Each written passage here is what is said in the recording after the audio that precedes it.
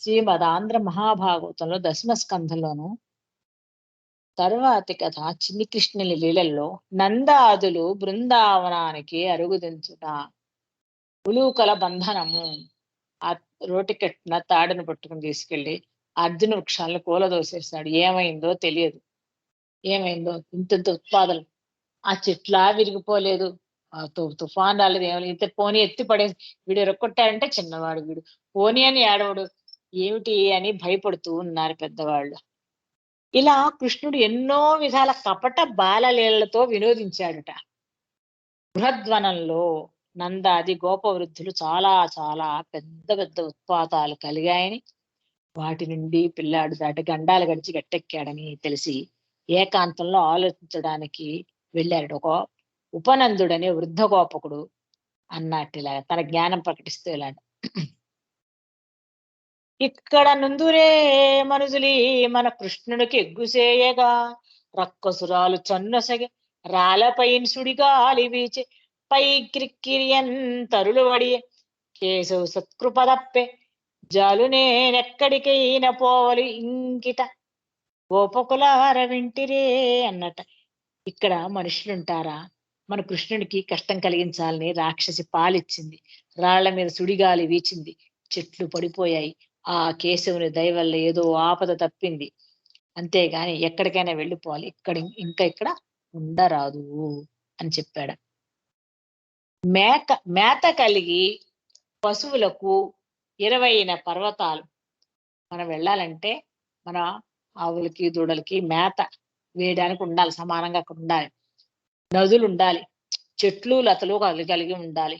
కాపురానికి తగినది ఎక్కడుందంటే బృందావనమే ఉంది, అక్కడికి వెళ్దాము అన్నారు. ఏదో బృందావనమది అందరిది, గోవిందుడు అందరి వాడేలే.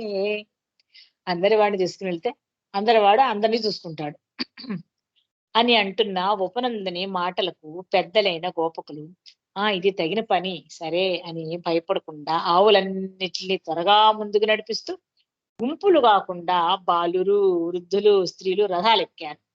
తాము కవచాలు, అమ్ముల పొదులు, బాణాలు ధరించి ధనుస్సులు పట్టుకుని నడిచారు.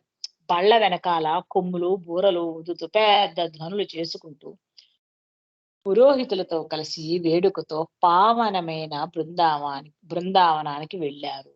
అప్పుడు పసుపులాడి యురోజ కుంకుమ పంకశోభితులై సద్వసనలై కచభార చంపకదామలై సులలలామలై పసిడి మాడల కాంతులర్రుల పర్వతేరుల మీద పెంపెసగ పాడిరి వ్రేతలా హరిహేల లింపగునేలన్. పసుపు రాసుకున్నారట, స్థనాల మీద కుంకుమ పంకం రాసుకున్నారట, చక్కని చీర కట్టుకున్నారు, శిరోజాల మీద చెంపకమాలలు పూలదండలు ధరించారు. బంగారు మాడల కాంతులు దూడలపై ప్రసరించగా తేరుల మీద వ్రేతలు ఆ హరిలీలలు ఇంపైన చోట్లలో చక్కగా పాడుకున్నారు. రథాలెక్కి వీళ్ళందరూ బయలుదేరారు. అప్పుడు రోహిణి యశోదలు ఒకే రథం మీద కోరికలు తీరి రామకృష్ణులిద్దరిని ముందర పెట్టుకొని వారి విరోధాలకు సంతసం పొందుతూ వెళ్ళారు. వాళ్ళు ఏమిటో మాట్లాడుతూ ఉంటారు, బుజ్జి బుజ్జి మాటలతో, వచ్చి రాని మాటలతో. వచ్చి రాని మాట ఊరి ఊరగాయన ఊరగాయలు చక్కగా మాట్లాడుతూ ఉంటే ఎంతసేపు అన్నా ఒళ్ళు తెలియకుండా వింటూనే ఉంటాం. ఇంకొకటి గుర్తు తెలియదు మనకి.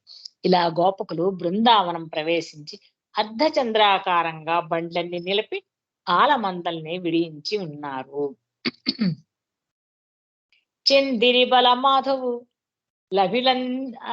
లభినందించు పరమ పావనం నంచిక కాళింది సంజీవనమున్ బృందావనమున్ మునీంద్ర బృందావనమున్.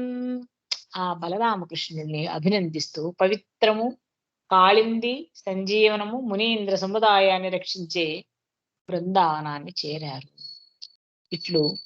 ఇలా బృందావనంచే కొంతకాలానికి రామకృష్ణ సమవయస్సు కల గోప బాలకులతో కలిసి ఉత్సాహంతో దూడలను కాస్తూ గడుపుతూ వేణువులూదుచు వివిధ రూపములతో గంతులు వైతురు కౌతుకమున కురుగంబళాదుల గోవృషంబుల పన్ని పరవృషభములన్నీ ప్రతిభటింతు రల్లులు దట్టించి ఎంగురుల గజ్జెలు మెరయ తన్నుడు రోలి ముమ్మరముగా పన్నిదంబులు వేయిచి ఫలమంజరులు గూచి వ్రేటులాడుదురు ప్రవీజ్ఞమొప్ప. ఒక్కొక్కప్పుడు పిల్లని గోవి ఊదుతూ ఎన్నో వేషాలు వేస్తూ కుతూహలంతో గంతులు వేసేవారు. పెద్ద కంబళ్లతో ఎద్దులు ఆవులుగా తయారు చేసుకుని అవి శత్రువుల ఎద్దులని ఎదిరించేవాళ్ళు. కంబళ్లతోటి ఎద్దులు ఆవులుగా తయారు చేసుకుంటారు, వాళ్ళ మీద యుద్ధానికి వెళ్తుంటారు, శత్రువుల ఆవులను యుద్ధానికి వెళ్తుంటారు వీళ్ళు. గొడ్డలతో బొమ్మలు చేయిస్తారు, వాటిని గజ్జలు కట్టి గల్లి గల్లిగా గట్టిగా తన్నేవారట. పందాలు వేసుకుని పూల గుత్తల్ని పడగొట్టి వాటితో కొట్టుకునేవారు. నేర్పుగా వనమృగాల కోతలు కూస్తూ ఉండేవారు. అక్కడ కోతులు కూస్తే ఇంకేవి కూస్తే వాటితో కూస్తూ ఉండి పట్టుకునేవారు. పద్మ సరస్సులలో చల్లులాడుతూ ఆ రాజకుమారులు బాల్య విహారాలు చేసేవారు. ఒకరినొకరు మోసగించి యుద్ధం చేసుకునేవాళ్ళు. చిన్నపిల్లలు కదా, అందమైన వనాల్లోకి భయం లేకుండా ప్రవేశించేవారు. పెద్ద పెద్ద రాళ్ల మీద నుంచి నేర్పుగా జారేవారు. వత్సాసుర బకాసురుల వధ. ఒకనాడు యమునా నది ఒడ్డున గోపకులు రామకృష్ణులు ఆవుల్ని మేపుతూ ఉండగా ఒక రాక్షసుడు ఆవు దూడ రూపం ధరించి వారిద్దరిని హింసించాలని వచ్చాడు. వస్తే ఏమైంది?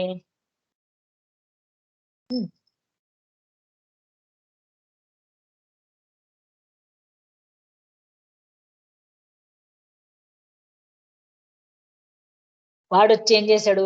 క్రేపుల ఎర్రు నాకుచు గ్రేపులలో నిరియమంచి క్రేపనగా కడుం చూపట్టి భక్తి సంగతి క్రేపై చనువాని మ్రోల క్రేపై తిరిగెన్. ఏమైందిట?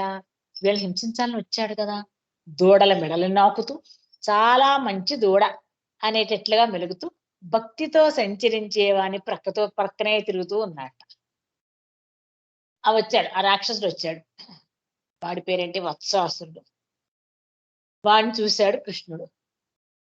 వాళ్ళ అన్నయ్యకి చూపించాడు. వాళ్ళ అన్నయ్య ఎవరు? బలరాముడు చూపించాడు. కృష్ణుడు చూసి రామునికి చెప్పాడు, ఇది ఒక మంచి లేగ, విను, టెంతయు నొప్పిను డంచుడు ఆసి అని చెప్పాడు. ఇదిగో ఇది మంచి దూడ, చాలా అందంగా ఉంది అంటూ దాని దగ్గరికి వెళ్ళి దాని 2 పాదాలు పట్టుకుని పాక బిగి కట్టాడు. పెట్టి ఎత్తి గట్టిగా చెట్టుకేసుకొట్టాడు. వెంటనే ఆ రాక్షసు విలవిల్లాడితే పెద్దగా అరిచాట. అప్పుడు ఆ రాక్షసు దెబ్బతిని ఆ పెద్ద చెట్టుతో సహా నేల కూలిపోయాడు, చనిపోయాడు. చుట్టూ ఉన్న వాళ్ళంతా గొంగళ్ళు దుప్పట్లని ఎగరేసి ఏహే నేను గెలిచాను మేము గెలిచాం చచ్చిపోయాడు వాడు చూడండి అని ఎగురేస్తూ గంతులు అరుస్తూ చప్పట్లు జరుస్తున్నట్ట. ఆ పడిపోయిన రాక్షసు చూసి భయంతో ఆశ్చర్యపోయాడు, వీడేంటి ఇలా అయ్యాడని. అప్పుడు దేవతలందరూ పూలవాన కురిపించారు.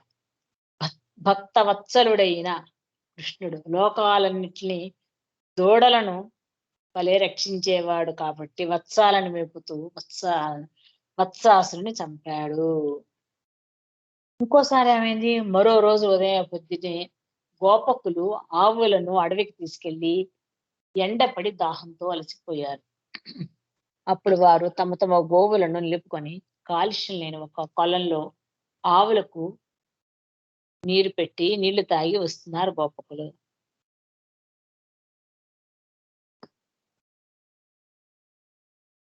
అక్కడేమైందిట?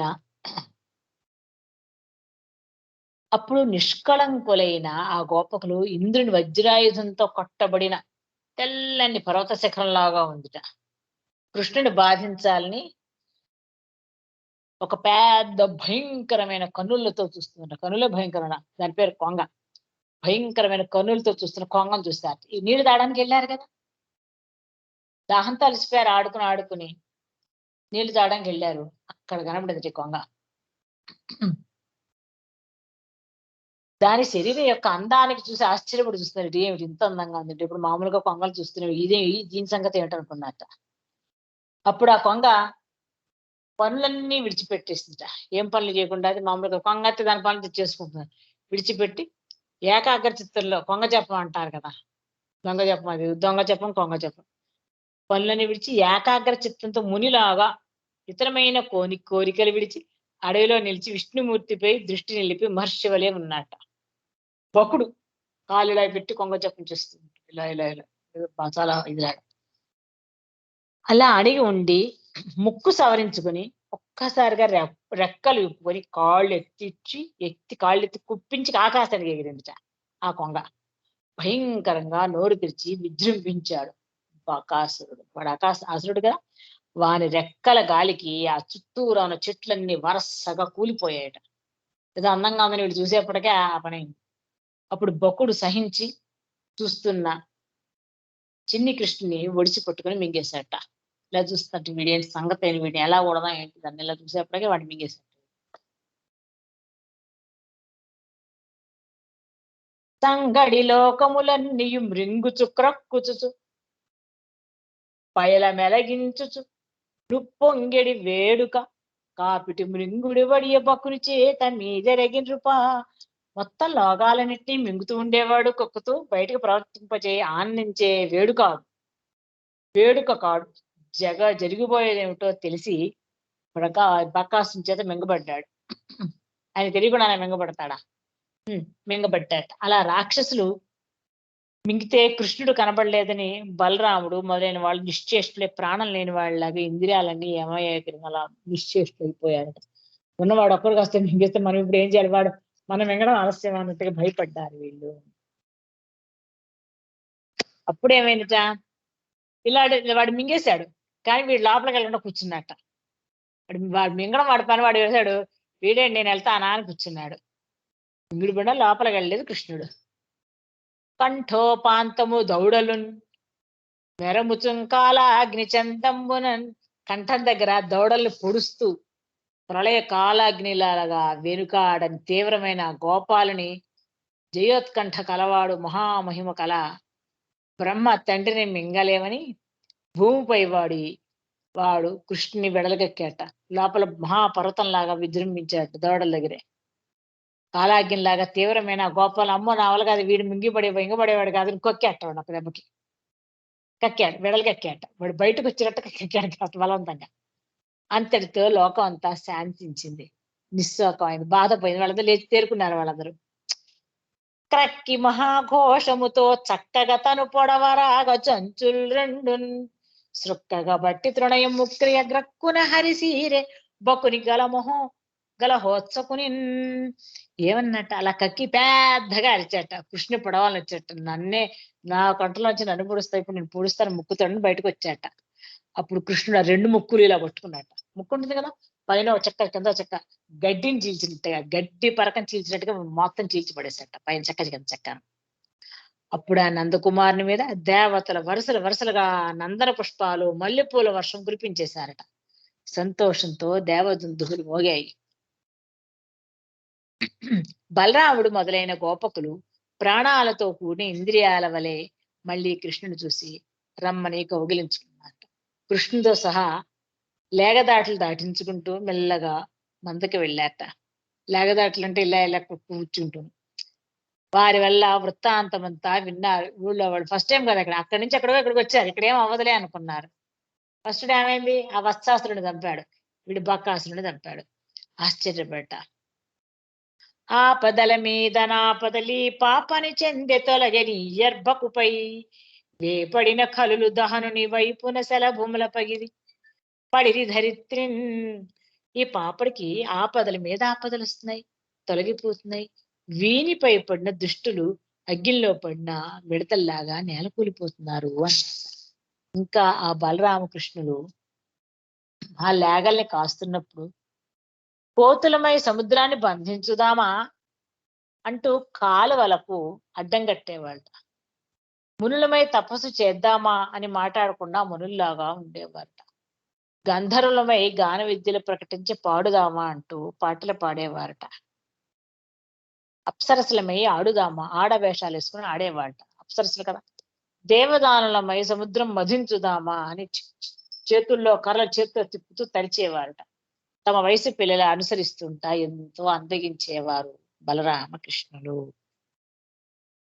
ఇప్పుడు చిన్ని కృష్ణ లీలలో శ్రీకృష్ణుడు గోపకులతో బంతి చల్దులు కూడు ఒక వనమున కేగుటాను. బంతి అంటే అందరితోనూ వరుసలో కూర్చుని, చల్దులంటే ఇంటికి నుంచి తీసుకెళ్ళిన అన్నం తీసుకెళ్తారుగా మధ్యాహ్నం భోజనం చేయడానికి, అవి తినడానికి అడవికి వెళ్ళడానికి అని అంటున్నారు. అలా ఉండగా ఒకసారి బలరామకృష్ణ అడవిలో వనభోజనాలు చేద్దామా వనభోజనాలు తినాలి అనుకున్నారు. అందుకోసం ఉదయమే లేచి వెంటనే తమ లేగదూడలన్నీ తీసుకు శుభ్రంగా అన్నాలు స్నానం చేయాలి. నడవండి నడవండి వెళ్ళాలి మనం అందరం కలిసి అని. వాళ్ళు ఎవరి దూడలు వాళ్ళు రావాల్సింది. వాళ్ళ దూడలు లేకుండా వీళ్ళు లేకుండా దూడలు ఉండలేదు. ఇంట్లో వాళ్ళు లేకపోతే దూడలా చూస్తూ ఉంటుంది. పాపం వీడు ఎప్పుడు వస్తాడో ఒంటరిగా ఉంటుంది. దూడలు కూడా దూడలను లేపి తమ లేగొడు దూడలను లేపి చక్కని శబ్దం చేసి కొమ్ము బూరాలు ఊదాట. ఆ శబ్దం విని మేల్కొని తొందరగా గోపకులు చల్ది కావడలు భోజన కావడలన్నీ భుజాన వేసుకున్నారట. వేసుకు సిద్ధమై ఏమేమి వండుకున్నారో అవన్నీ వాళ్ళమ్మ వాళ్ళు ఇచ్చి కట్టిన భక్ష్యాలన్నీ కట్టుకున్నారట. చెప్పులు, వేత్రదండాలు, కర్రలు ధరించారట. లెక్కకు మించిన తమ ఆవు దూడ సముదాయాలను చప్పుడు చేసుకుంటూ ఆయాసపడుతూ అడవిలో ప్రవేశించారు. కొమ్ము బూరలు పూరిస్తూ, వేణువులు ఊదుతూ, తుమ్మెదలతో సమానంగా పాడుతూ, నెమెళ్లతో ఆడుతూ, కోకిళ్లతో కలిసి కూస్తూ, చిలుకలను చేరి చప్పుడు చేస్తూ, ఆకాశంలో ఎగిరే పక్షుల నీడల్లో నడుస్తూ, పొదరిళ్లలో దూరుతూ, మెరకవాగులు దాటుతూ, హంసల దగ్గర నడుస్తూ, కొంగలను చూసి నిలుస్తూ, బెగ్గురు పక్షులను అదలించి బాధిస్తూ, నదీ జలాల్లో స్నానం చేస్తూ, తీగ ఉయ్యాలలు ఊగుతూ, పల్లాలలో దాక్కుంటూ, దూరంగా పరుగులు పెడుతూ, కోతులతో కలిసి చెట్లెక్కుతూ, పళ్ళు తింటూ, వాటి రసాలు ఆస్వాదిస్తూ, ఆకాశానికి ఎగురుతూ, నీడలు చూసి నవ్వుతూ, కయ్యానికి కాలు దిగుతూ, ఎగురుతూ, వాలుతూ, సోలుతూ, ఎన్నో ప్రాలుచు సోలుచు చలంగుచు మెలంగుచు ఎన్నో వికారాలు ప్రదర్శిస్తూ ఉన్నారు. ఒకనొకని చల్ది కావడి రొకడొక ఎడకించి దాచు నొకడొక నడివేరొకని ఒడగడని పొరగిక్కొని చననొకడొక తెచ్చి ఇచ్చు శ్రీనాథ. ఏమంటున్నాడు? ఒకడి కావడిని ఇంకోటి తీసుకు దాచేస్తాడు. వాడి నుంచి మరొకడు దొంగిలించి పట్టుకుపోతాట. వీడు నాదంట, వీడు మొదటి వాడికి ఇస్తాడు, వీడు నాదంట. ఇలా ఆడుకుంటున్నాడు. ముందుగా ఒకడు ఆదమరిచి నడుస్తుంది, వెనక ఒకడు పెద్ద బెబ్బలు పెడితే వాడు ఉడికిపడి అరుస్తున్నాట. ఒక్కసారిగా వెనక వచ్చి ఇంకొకళ్ళని కన్నులు మూస్తే ఇంకోడు నవ్వుతున్నాట. తీయని కజ్జం ఒకడు కోపంతో ఒడిసి పట్టుకుని తోసేస్తే మరొకడు మీద పడి దాన్ని తీసుకుని ఆవుల్లో కనబడకుండా అటు ఇటు దాక్కుంటున్నట్ట. శ్రీకృష్ణుడు ముందు నడుస్తూ ఉండగా అతనిని నేనే ముందు ముట్టుకుంటాను పందెం వేసి పరిగెత్తుకుంటూ అతన్ని ముట్టుకున్నవాడు ఓడిపోయిన వాడిని చూసి నవ్వుతున్నట్ట. ఏ పరాత్పరుని పరాగాన్ని కూడా దర్శించడం సాధ్యం కాదు. ఎన్నడునైన యోగి విభులము అని పరాగమింతయున్ కన్నుల కానరెట్టి హరి కౌగిట చేర్చుచు చెట్టబట్టుచున్ తన్నుచు గృద్దుచు నగుచు దద్దయు పైబడి కూడి ఆడుచున్ మన్నన చేయు పల్లవ కుమారుల భాగ్యములింత యొప్పునే. ఏమైందట? ఎవ్వరికి దొక్కని ఆ పరమాత్మ ఆ చిన్న పిల్లవాడు వాళ్ళు ఆ స్నేహితులు ఎంత భాగ్యము అని చెప్తున్నారు. వాళ్ళు ముందే నేనే పట్టుకుంటాన్ని పరిగెట్టి ఏ పరాత్పరిని పాదపరాగాన్ని కూడా మనకి దర్శించడం సాధ్యం కాదు. మనం తపస్సు చేసి కోరుకుని విలపించినా గాని మనకి దర్శనమియ్యడు. వాళ్ళ కౌగిలించుకుంటున్నారు, వాళ్ళతో ఆడుతున్నారు, ముట్టుకుంటున్నారు. అటువంటి అటువంటి హరిని కౌగిలించుకుంటూ చెట్టపట్టాలు వేసుకుని తన్నుతూ, గుద్దుతూ, నవ్వుతూ, మీద పడి ఆడుతూ వినోదించే ఆ గోపకుమారుల భాగ్యం ఎంతని చెప్పగలము. చుట్టాలకు బ్రహ్మానందం కలిగిస్తూ, భక్తులకు దైవమై, మందబుద్ధులకు బాలుడైన హరి యొక్క స్నేహం పొందారు గొల్లలు. ఇంతకన్నా పుణ్యాత్మలున్నారా? ఇప్పుడు శ్రీకృష్ణుడు అఘాసురుని చంపుట సుఖ మహర్షి ఇలా అంటున్నాడు. దేవతలు అమృతపానం చేసిన తమను తాము నమ్మలేక ఒక రాక్షసుని చావు కోసం ఎదురు చూసేవాడు. ఆ రాక్షసుని పేరు అఘుడు. వాడు బకుడు తమ్ముడు. ఇందాక కొంగ చచ్చిపోయింది కదా, వాడికి తమ్ముడుట. బకాసురుడు తమ్ముడు. తన అన్న మరణం తెలిసింది వాడికి. తెలిసి అసురుడు కంసుని ఆజ్ఞతోటి మీ తమ్ముడిని బకుడితో మీ అన్నని చంపాడు వాడని కంసుడు వెళ్ళి పంపించాడు. వాడు అక్కడెక్కడో ఉన్నాడు, వెళ్ళి వాడిని వెతుక్కొని పట్టుకు చంపిరా అని పంపించాడు. కంసుడు ఆజ్ఞ అయింది. బకవైన కృష్ణుని గోపాలతో సహా చంపుతానని రోషంతో వచ్చాట అఘాసురుడు కొండ చిలవ. బాలుల ప్రాణాలు హరించినందుకు మారుగా రామకృష్ణులను చంపితే అందరినీ చంపేసినట్లే అని నిశ్చయించాడు. అందరినీ అంటే గోపాలకులందరినీ. ఇలా నిశ్చయించుకుని 1 యోజనం పొడవు, పర్వతమంత ఆకారం, కొండ శిఖరాల వంటి కోరలు, ఆకాశం అంతా వ్యాపించిన నల్లని మేఘాల వంటి పెదవులు, గుహలను మించిన యుగుళ్ళ సందులు, అంధకారం నిండిన నోటి లోపలి భాగం, దావా అగ్ని జ్వాలల్లాగా భయంకరమైన చూపులు, వేడిగా ఉచ్ఛ్వాస నిశ్వాసాలు కలిగి నేల మీద నాలుకలు చాచి ఘోరమైన కొండ చిలువ రూపంలో అఘాసురుడు పడుకుని ఉన్నాడు. ఇలా పడుకుని ఉన్నాడు. ఇలా నోరు పెట్టేశాడు. అదో గుహ అనుకుంటారు. వెంటనే ఇప్పుడే ఆవుదూడలను, గోపాలకుల పిల్లలను కృష్ణునితో సహా అందరూ గీ పెట్టేటట్టు మింగుతాను అని ఆ పాప ఏం చేశాడు? తావలో పడుకున్నాడు. రోడ్డంతా వెళ్తుంటే తావలో పడుకుని నోరు తెరిచాడు. అప్పుడు ఒక అడవి కొండ చిలువ పెద్ద కొండ వంటి శరీరంతో, దావాగ్ని జ్వాలలవలే ప్రచండమైన డిట్టూర్పులతో, భయంకరమైన పెద్ద నాలుకతో మనని తినేద్దామని చూస్తూ భయంకరంగా మన ముందు సాగి ఉంది చూచారా అని గోపాలుడు ఒకరికొకరు చూపించుకున్నారట. అది చూడండి, పెద్ద కొండ చిలువ అది ఎలా ఉంది? అగ్నిలాగుంది, నిట్టూర్పు విడుస్తోంది, నాలుకల్ని పెద్దగా ఒకటి మనం తిందామని చూస్తూ ఉంది. వాళ్ళనుకున్నారు బకాసురుని చంపిన కృష్ణుడు ఉండగా మనం భయపడడం ఎందుకు, రా దాటిపోదాం దాన్ని. కాక అది కుటిలతో మనం మింగిందనుకో మన కృష్ణుడి చేతిలో చచ్చిపోతుంది, ఆ బక్కుని వెనకాలే పోతుంది అనుకున్నట్టు వాడు ముందే అని కృష్ణుని చూసి, బకుని చంపిన కృష్ణుడుండ మనకు పామంచు చింతింపనేటికి రా పోదము దాటి కాక అది కౌటిల్యంబుతో మృంగుడు బకుం వెంటగను కృష్ణు చేతననుచున్ పద్మాక్షుని చించిత్సుకులై చేతులు వేసుకొంచు నగుచు దుర్వారులై పోవగన్ అని ఆ కృష్ణుని చూసుకుంటూ వీళ్ళు ఆనందించేసి ఉత్సాహంతో ఒకరిని ఒకరు చేతులు వేసుకుని నవ్వుకుంటూ అడ్డం లేకుండా లోపలికెళ్తారట. వీరిని చూసి కృష్ణుడు తన మనసులో అనుకున్నట, అర్భకులెల్ల పాము దివిజాంత కూడా ఒకటి ఎరుంగరక్కట. ఈ పిల్లలు వాడు అందరినీ చంపుతాడు అని తెలియకుండా లోపలికి వెళ్ళిపోయారే. నిర్భయులై ఎదుర్కొని నేగల నంచు విమూఢులంచు నా విర్భర దాగ్రహిత్వమున వెనుదగుండగా లేగపిండుతోర్భరమున ఘోర సర్ప ఘనతుండవి విలాంతము చొచ్చిరందరు. అందరూ ఏం చేశారు? కృష్ణుడు నమ్ముకుని అందరూ లోపలికి వెళ్ళిపోయారు. ఈ బాలకులంతా ఆ పాము కృష్ణుడని రాక్షసుడని తెలియదు.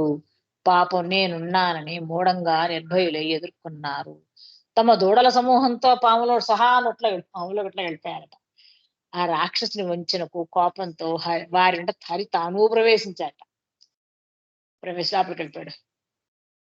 ఆ అఘాసురుడు వారిని అందరినీ తినేయాలని ఆవేశిస్తాడు. ప్రణయాగ్ని జ్వాలల వంటి నాలుకలతో అగ్నిస్వరూపుడే వాళ్ళందరినీ మింగేశాడు. మాధవునిపై ఉంచిన మనోవ్యాపారంతో సంచరించే ఆ చిన్న గొల్ల పిల్లలను, చద్ది మూటలను మోస్తున్న గోపకులను మింగేశాడు.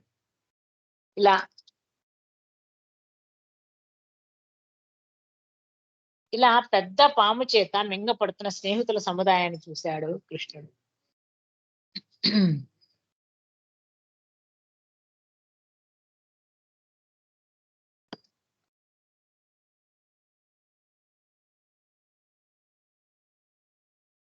గోపకులు దూడలు కలిసి అంతా ఉత్సాహంగా వచ్చేవారు కదా కృష్ణ. ఇప్పుడు మా కొడుకులు రావటం లేదేమిటి అని అంటే ఆ గోపికలు నేనేం సమాధానం చెప్పాలి? ఈనాడు పాము నోటికి గోపకుమారులకు లంకి పెట్టాడు విధి. ఈ విధి చాలా క్రూర కృత్యాలు చేస్తాడు కదా అని భావించాడు కృష్ణుడు. ఇప్పుడు నీతో పాటు పంపించాం కదా కృష్ణయ్య, ఏది మా పిల్లలేది, మా దూడలేవి అంటే మేమేం చెప్పాలి అనుకున్నాడట కృష్ణుడు. పద్మాక్షుడు సర్వము చూడగలడు, తన్ను ఆశ్రయించిన వారి బంధాలను విడిపించగలడు. అప్పుడు ఆకాశచారులు మొరపెట్టుకుంటున్నారు. రాక్షసులు చూసి గర్వంతో మిడిసిపడుతున్నారు. అప్పుడు కృష్ణుడు ఆ సర్పం కంఠాన్ని ఒత్తాడు. బాలుర వెనక తాను ప్రవేశించాడు. ఆ రాక్షసుడికి ఊపిరాడకుండా కంఠం మూసుకుపోయేటట్టుగా శరీరం పెంచాడు.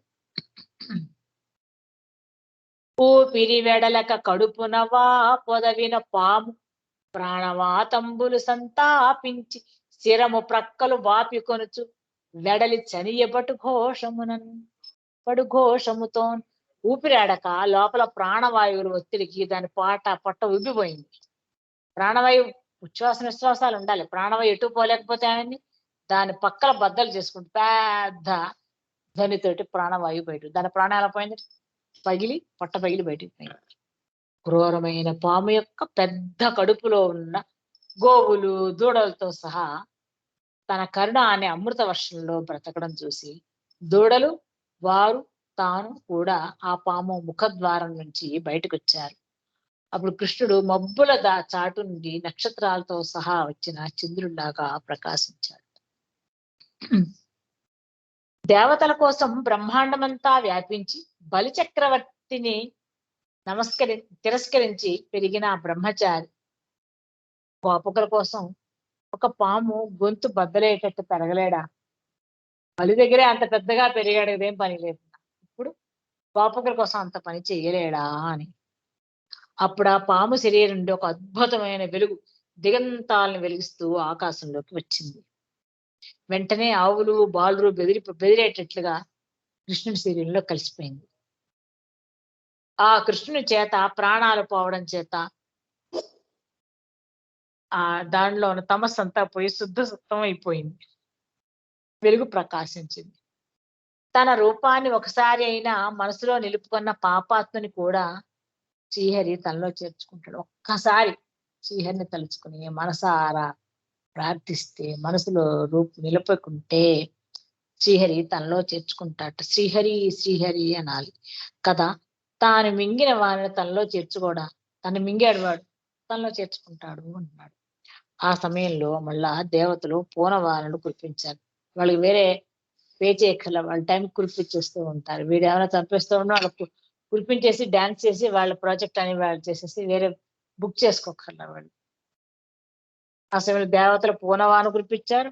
రంభాది అప్సరసులు ఆడారు, గంధర్వులు పాడారు, మేఘాలు మృదంగాల వలె శబ్దించాయి, సిద్ధుల సమూహాలు జయ జయధ్వానాలు చేశాయి.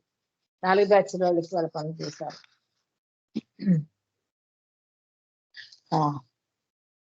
ఆ వాద్యాలు జయ జయధ్వానాలు, ఆ పాటలు ఆటలు బ్రహ్మదేవుడిని ప్రీతితో భూలోకానికి వచ్చాడు. వచ్చి నేడు ఈ గోప బాలకులకు సర్పరాజు హింసిస్తే ఈ బాలుడు ఎట్లా బ్రతికాడు, బాగుంది మేలు అనుకుంటూ ఆశ్చర్యపోయటం ఎవరు? బ్రహ్మ. ఆ తర్వాత కొన్ని రోజులకు ఆ పాము చర్మం ఎండిపోయిందిట. చాలా కాలం గోప బాలకులకు ఆటలాడుకునే బిల్లంలాగా అయిందిట. దాంట్లో ఇలా కౌమారంలో 5వ ఏట కృష్ణుడు ఆకాశను చంపి తమ్ము రక్షించాడని గోప బాలకులు అనుకుంటూ ఉంటారు. అని చెప్తే పరీక్షిత్ సుఖమహర్షితోటి ఇలా అన్నట్టు, 5 ఏళ్ల కౌమారమని తర్వాత 5 ఏళ్లు పొంగడమని అంటారు కదా. 5 ఏళ్ల వాడైన కృష్ణుని ఈ చరిత్ర పొంగడమని బాలురంతా తలుస్తారన్నావు కదా. ఎలా తలుస్తారు? వాడు నిరుడు చేసిన పని ఇప్పుడే చేశాడని ఎలా చెప్తారు? ఇదంతా నాకు వరుసగా చెప్పు అన్నట్టు. అనగానే సుఖ మహర్షి యోగ దృష్టితో చూసి కొంచెంసేపు ఆలోచించి, రాజా విను, నీవు చక్కటి వినయపరుడు, ఇది చాలా రహస్యమైందని పెద్దలు చెప్తారు. నీ ఆలోచన నీ శిష్యులకు చాలా అవసరమైంది. ప్రియురాలి బలని వార్తలు ప్రియజనులకు నెల్ల ప్రొద్దు ప్రియమగు భంగిన్ ప్రియుడగు హరిచరితంబుల్ ప్రియ భక్తులకెల్ల ఎడల ప్రియములుగావే. వసుదేవసుతం దేవం కంసచాణూరమర్దనం దేవకీ పరమానందం కృష్ణం వందే జగద్గురుం. స్వస్తి.